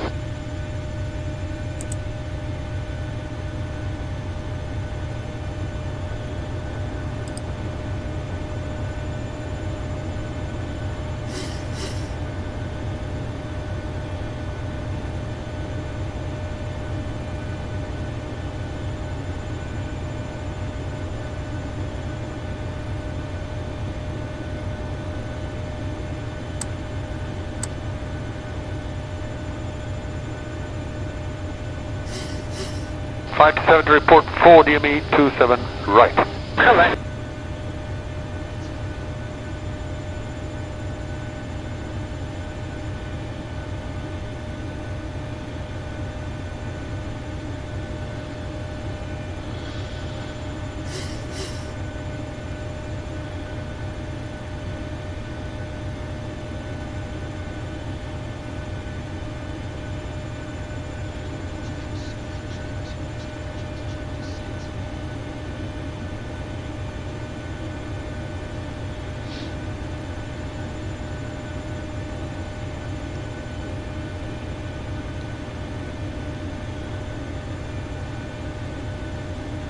KLF 1093, slow to final approach speed, turn right, heading to 905, maintain present altitude, good ILS, approach runway 05 right, final approach speed, turn right to heading to 905, present altitude, good ILS, approach runway 05 right, KLF 1093.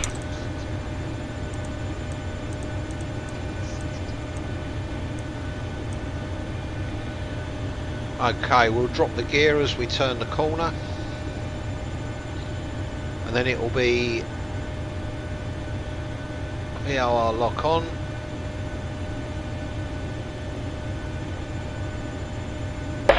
Maintain 100, continue on the heading there, below to 220 knots. Can we make that about 230? Okay, speed 230.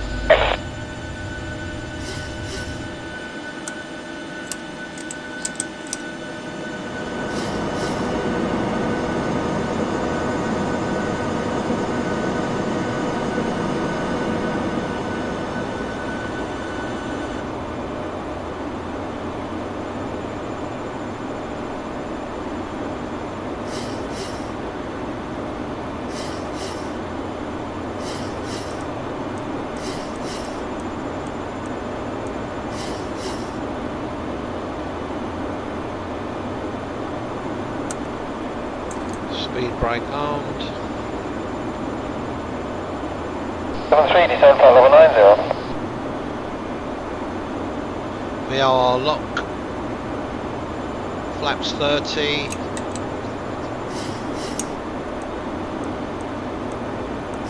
.146, 5 knots above the landing speed. Approach, armed.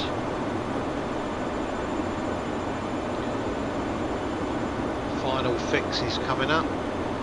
Shuttle 9 kilo, descend flight level 70. Descend flight level 70, shuttle 9 kilo. Speedbird 478, contact London 133.17. 133.170, Second Tower, KLM 10903 on final. Request landing, runway 05 right. KLM 10903, clear to land, runway 05 right. Float at 120, QNH 1016. Clear to land, runway 05 right. Final approach speed, KLM 10903. And there we go. Okay, landing checklist.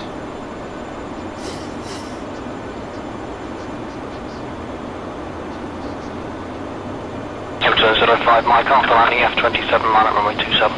So landing F27 line up 05 Mike. Outback 761, there's one ahead to land and one to depart before you. 761. Security 22, hold position. And away we go. 3630, vacate right, taxi to Victor. Zap 25CR, contact Manchester 124.2. Manchester 124.2. Radio altimeter on, so that we get our call outs.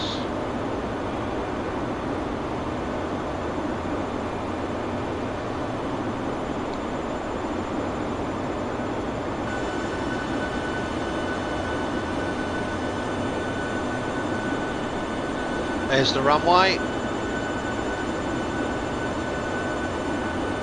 So 1800 feet we're breaking out this cloud. Let's see how accurate that is. So we've got 190. Yeah, look at that. That's spot on. Amazing. Alabama 243, the British Airways Concorde to come down your left hand side after Concorde departs line up 27 right.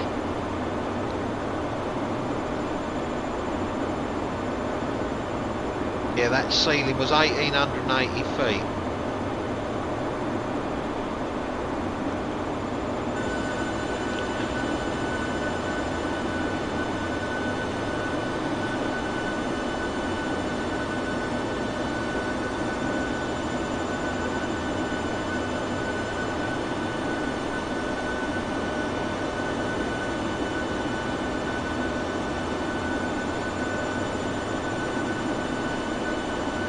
Speedbird 93, contact London 11977, bye-bye.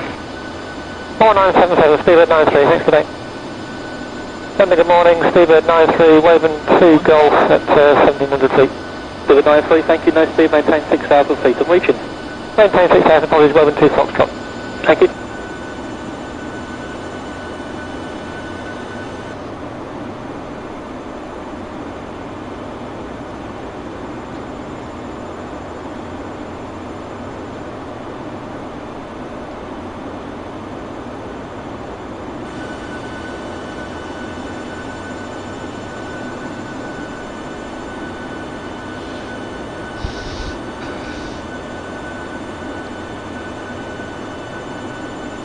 Welcome to Manchester. Security 22, proceed to 27 crash gate, cross the stopper.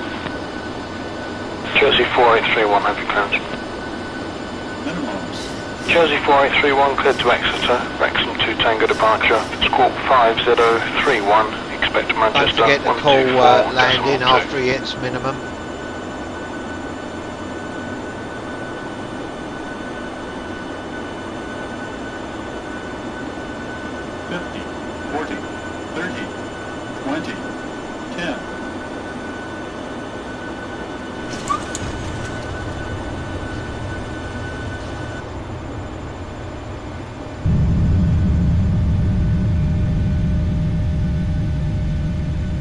KLM 10903. Gate is left. Contact ground on 121.85. 121.85.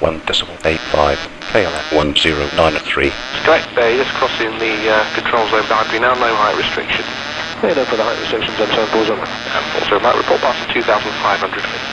404's on.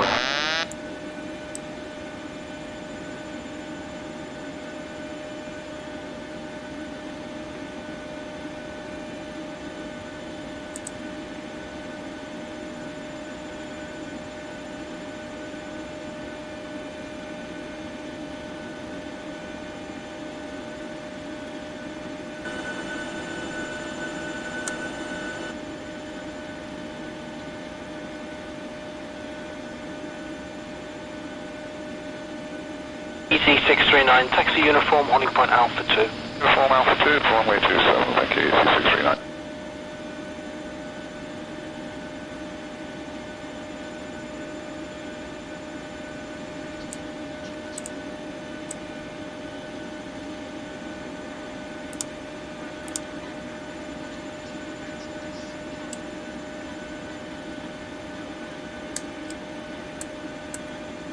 Okay, ladies and gentlemen, that is it for this tutorial flight using FS2Crew 737 Reboot. Thank you very much for watching, and I'll see you in the next video. Goodbye for now. Touchdown 40 right, vacate next right, into the apron of Victor, parking stand 8.